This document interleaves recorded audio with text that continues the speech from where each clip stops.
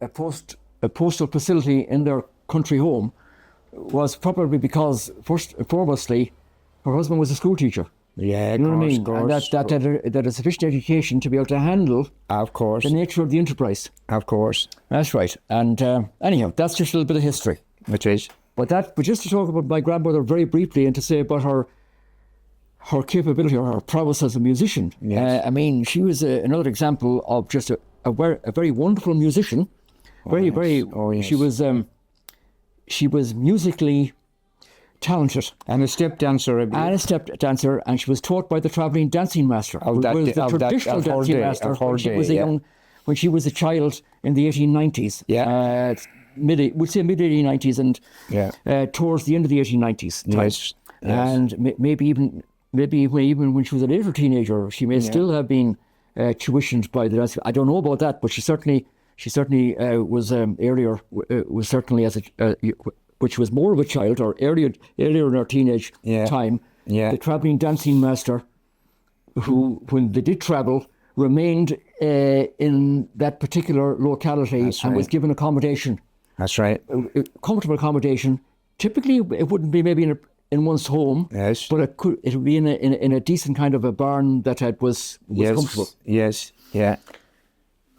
Indeed. An older time and earthly living. Oh yeah, it was indeed. So anyhow, just a little connection. So basically, when I was growing up, I grew up in a home that only when I got beyond a certain age did I realise, if you like, its importance. Oh, yes. That list that I might not ever noted to be important for whatever, I began to realise that from the point of view of music, that there was a much older type of music that was really way beyond whatever was actually extant at that time, and was what you naturally heard in the radios, and then more and more to be able to hear and see the music on television. Oh, yes. Because we didn't have electricity until the late 50s, early 60s in our area. No. So, noting that as you get older, you get to know things that you don't know when you're younger. I think in her 90s, it was when I started to appreciate her altogether more than I ever had. She was already in her 90s, you know what I mean? But thankfully she was... It would be impossible for youngsters of today to think. Yeah. That I remember a time when there was no electricity in the area, when there was no such thing as a gas cooker. Yeah. All these things. Youngsters today, it hardly believe it. The cooker was an open fireplace. Yeah. Open fireplace, that's right. That's a fact. Absolutely. And where I'm living now, St. Gerald's Crescent, that was a fairgreen. That's right. That was a fairgreen. I remember that's a field, if you like. Yes. And a field. And we used to drive our cattle, a lot of us and my father too, and a lot of the neighbours that time, they're all passed on. We used to drive our cattle into the fairgreen. We'd leave about 2:30 in the morning. That's right. Flash lamps, we used to call it in days gone by. Torches in later years. Yes. And if you had black cattle then, what they called Aberdeen Angus, a lot of black cattle would look alike. So you put a little bit of paint then, or your initial, with on the animal's back. And if they strayed away then, you'd know you had an animal. You had to identify them. Aye. And we'd drive the cattle, leaving our place 7.5 miles it is. That's right. From where I'm living now to where I was born, 7.5 miles. Yes. And we'd drive the cattle along, and when it come about 12 o'clock that day, we think it should be 6 in the evening. Because we left so early, you know. And the cattle dealer would come along and he'd look at your animal and he'd ask, what are you asking for that bullock or heifer or whatever, right? So when the deal was made then, he had what they call a raddle. And you'd be too young to remember the raddle. The raddle was like a large tube of lipstick. Yes, of course. Yes. That's what a raddle was like. I saw you. And when he'd have the agreement, it would buy the animal off you, and when you do agree to a price, he'd put a mark on the animal. So when the next cattle jobber came along and looked at the raddle, he'd know that animal was sold. Yes. You see? Yes. And then he'd write out his name. He'd write out his name and your name and the price he agreed to give you. So you're safer to hold on to that. And then you had to still keep minding them cattle, even though they were sold, until he had enough cattle bought to fill the lorry. So you might have to stay about another hour, 2 bloody hours, in minding them before you got your money. And then down here for Super Max now, it was Freely's Hotel that time. Yes. And that was the place everybody got paid. That comes into a song, Ballyhonest Town. Look at that, yes. The Central Hotel, I remember right well, for outside I often got paid for stock that I sold in the rain and cold at many old market and fair. That's right. Well, I'll tell you one thing. I had a lovely experience, and I loved it as a young lad. Helping my dad, helping my father you'd be up in the morning, and of course it was such an unusual thing to happen, because you'd be rounding up cattle to try to, and in my case, we walked to Swinford, which was like, if you like, for Paddy Joe it was 7.5 miles to Ballyhonest. So exactly. For us it was 4 miles to Swinford. Yeah. So we didn't have to leave as early as Paddy Joe in the morning, in the early hours of the morning. Yeah. But we had to be up by 6 o'clock and before 6 o'clock. Yes. And then round up the cattle, because there'd be always left like nearby that you could round up easily. Up before your breakfast, in other words. Absolutely, and I thought it was such a wonderful experience. Yes. To be up, it was so exciting. And then we proceeded to walk all the way to Swinford, and then you'd have to run ahead, like, to make sure the cattle wouldn't win here or go in there, or go, you'd be following them around the fields, across into a piece of bogland or whatever. You had to make sure you kept them together, and not let them go left or right. Yes. And then until you eventually got to the town. And then you joined in with all the other animals arriving. Oh my goodness. I mean, and we did that in Kilkelly too. Yeah. So I remember being in Kilkelly. But again, that was coming near the end of it was bit by bit, it was becoming near the end of as the 60s progressed. I remember when I was very young, of a fair day, and they'd be selling bonhams as well. Piglets. Yes, young pigs, yes. They'd call them today, piglets, but bonhams. They'd be in a cart. That's right. And cart, typically. Yes, I came into town with my father. My mother came in the same day with the donkey and cart, because he came in to buy piglets. But what I'm coming at, somewhere along the line here, now it could be down near what used to be Freely's, there was a line of carts there. You're on Bonham. Oh, yes. One after the other. But I remember a street singer, that's what I'm coming at. And when I'm 84 years of age, and I'm talking about when I was about 8 or 9, that's many years ago. Yeah, so he has to be gone to his eternal reward a long time. Good while. But I can see him in my mind's eye and hear him with the mind's ear. It's clear today.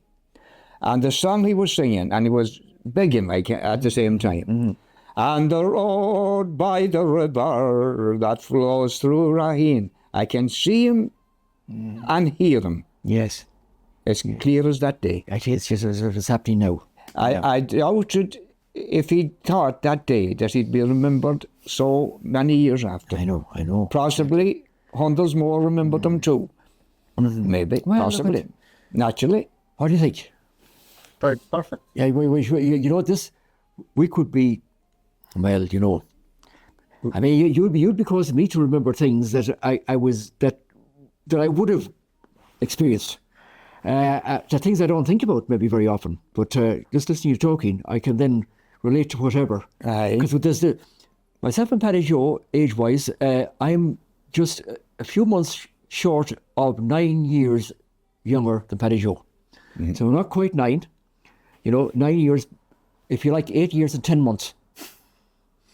I'm old enough to have sins. 8 years and 10.5 months, to be exact. I'm old enough to have sins, but that's something I was always short of. I was always short of. No, you're great sense. And I was. Tell you, if this man had actually been in a position where he could have continued to go to, say, school beyond national school, primary school, as we call it nowadays, the national school system, as it was called. Still call them national schools, don't we? Like really beyond. They do, age. yeah. But the thing is that this man, God, I tell you, I'd be introduced to all the different subjects that you could be introduced to, say, going to a secondary school. And then, if you were to go further, Lord God. Yeah. I mean, the University of Life. What do you say, Paddy Joe, about the University of Life, or living? Like your life. You have been to university. Well, It's just different than the building that we call a university. yes. Well, you see, when I went to school, I was too frightened to learn. But I learned in places that I wasn't frightened, you get me? That's right. Well, of course, the teachers, as my father said one time, they either taught you one way or the other. Can you imagine trying to, in a sense, it was kind of like the tendency was to beat it into you. If they considered you too stupid, as it were, if you like, to be sort of like a waste of their time, you got trounced, I think, that bit more. Oh, and you couldn't readily go home and divulge all this to your parents. So you got no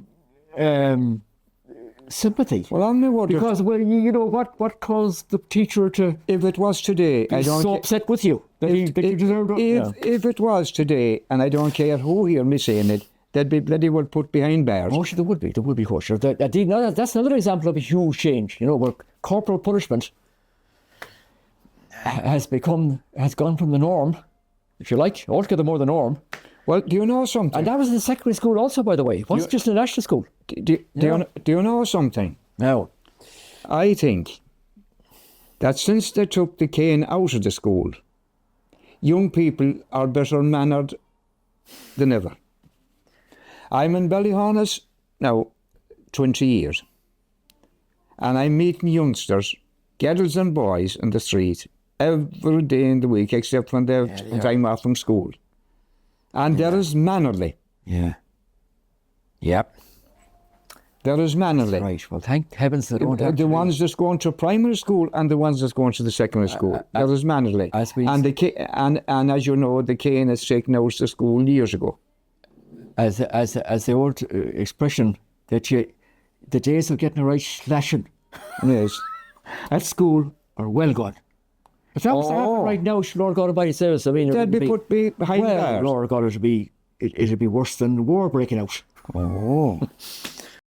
I think anyone of my age, they won't remember music in their homes of the old form, if you like, but they will remember the older manner of lifestyle, where, say, if they're from farming backgrounds, they were used to the haymaking, they were used to going to the bog, all of that. Yes. They were used to making stacks of turf and reeks of turf and stacks of hay and reeks of hay, stacks of straw. There was.